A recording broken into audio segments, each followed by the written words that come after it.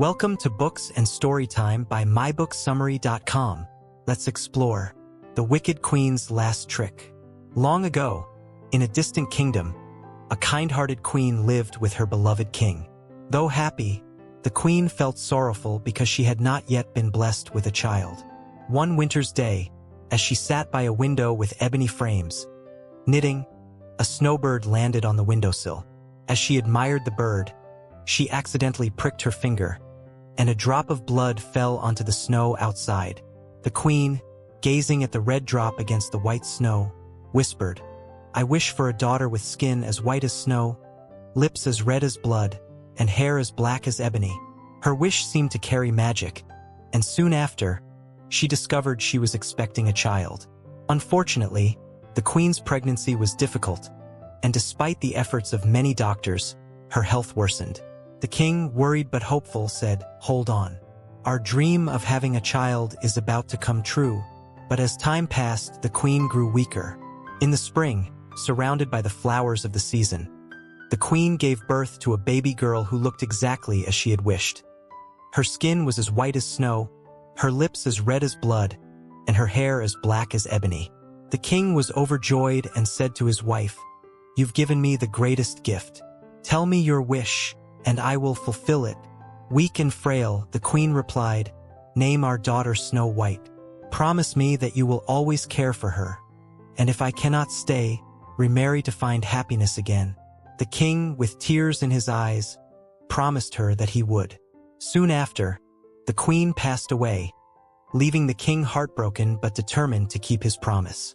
The king mourned his wife for years while raising Snow White with all his love. However, he knew his daughter needed a mother's care, so he remarried. His new queen was beautiful, but she was also proud, vain, and practiced dark magic. She owned a magic mirror that only spoke the truth. Every day, she would ask the mirror, "Mirror, mirror on the wall, who is the fairest of them all?" And for a while, the mirror always answered, "You, my queen, are the fairest." But one day, it replied, "You are fair, my queen, but Snow White is even fairer."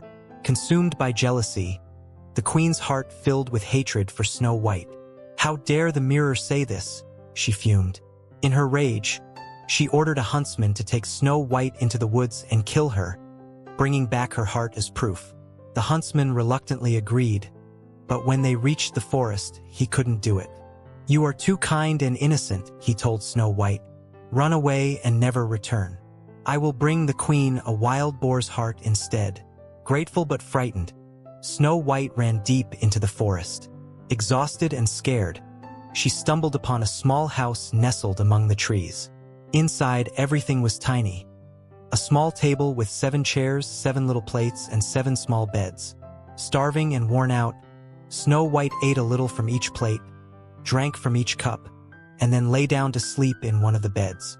That evening, 7 dwarfs, who worked mining gold in the mountains, returned home. To their surprise, they found signs of someone in their house. "Who has been sitting in my chair? Who has eaten from my plate?" they asked. When they found Snow White sleeping, they were amazed by her beauty. They agreed to let her stay if she helped with the housework. Grateful, Snow White promised to keep the house clean and cook for them in return for shelter. Meanwhile, the wicked queen still believed Snow White was dead. But one day, she asked her mirror again, "Mirror, mirror on the wall, who is the fairest of them all?" To her shock, the mirror replied, "Snow White is the fairest." In a fit of rage, the queen crafted a poisonous apple that looked delicious but was deadly.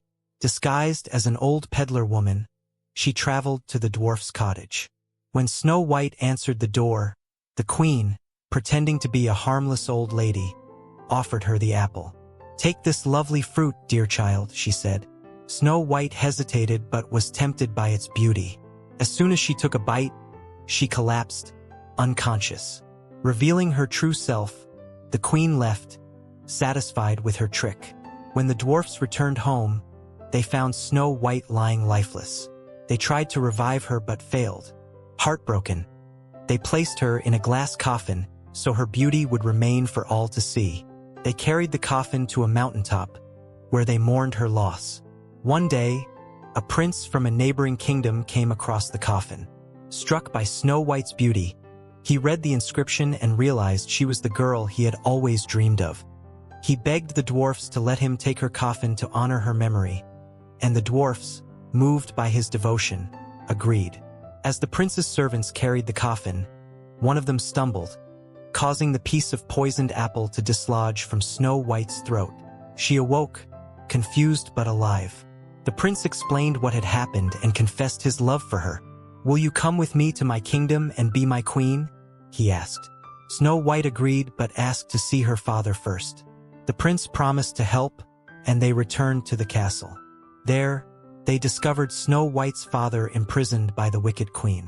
They freed him, and the queen, upon learning her plan had failed, fled in terror, never to be seen again.